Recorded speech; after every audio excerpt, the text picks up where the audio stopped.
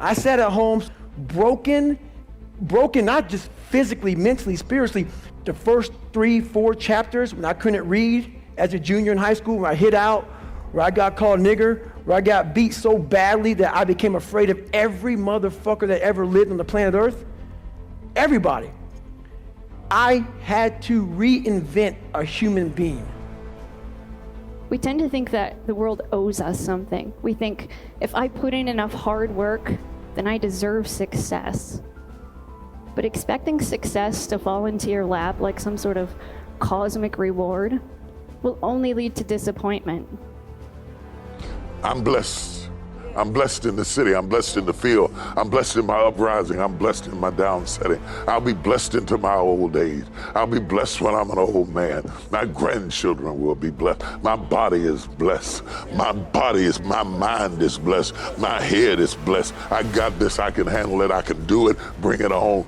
Here it is. That kind of talk, saying that to yourself, drives back the other voices of negativity that we all have creep up behind us and tell us that we're not capable and we're not competent and we're not gifted enough and we're not good enough or we waited too late or God is punishing us. I actually sat back when I was fat, nasty, out of shape, miserable, and created a human being in my mind that didn't even exist. And said, that's what I want to be. I want to be that guy. I want to be a guy that's capable of doing exactly what I'm doing today. And you have to, if you weren't born that guy, that mentally strong guy, he can't be made. She creeped up on him and snatched a miracle. Snatched it.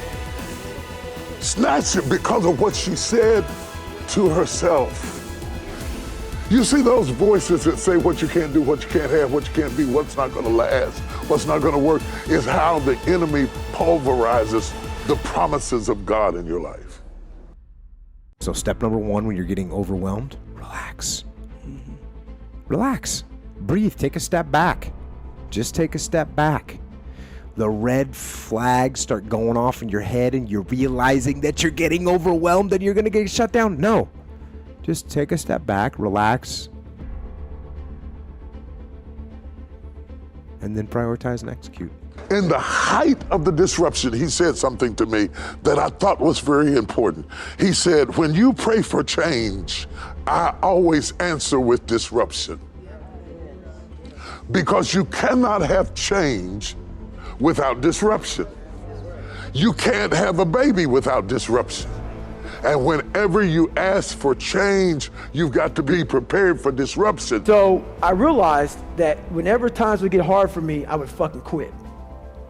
And I would work my ass off. I taught myself how to read and write. I taught myself how to swim. But whenever something would crest just high enough to where I just couldn't mentally handle it, I would always just punch out. There's 3 kinds of destructive beliefs that make us less effective and rob us of our mental strength. The first one is unhealthy beliefs about ourselves. We tend to feel sorry for ourselves.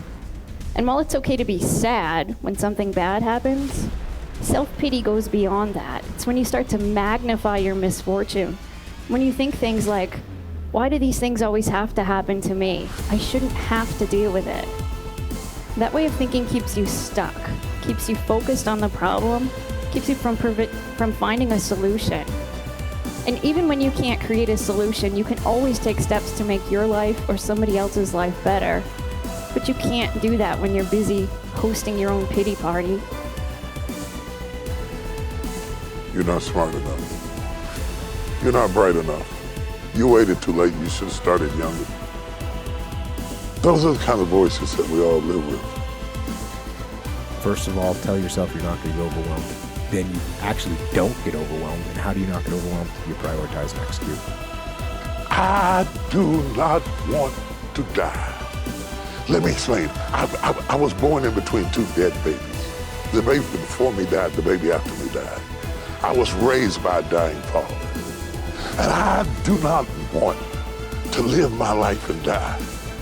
And at the last moment of my life, asked this question, wonder what would have happened if I'd have pushed a little harder.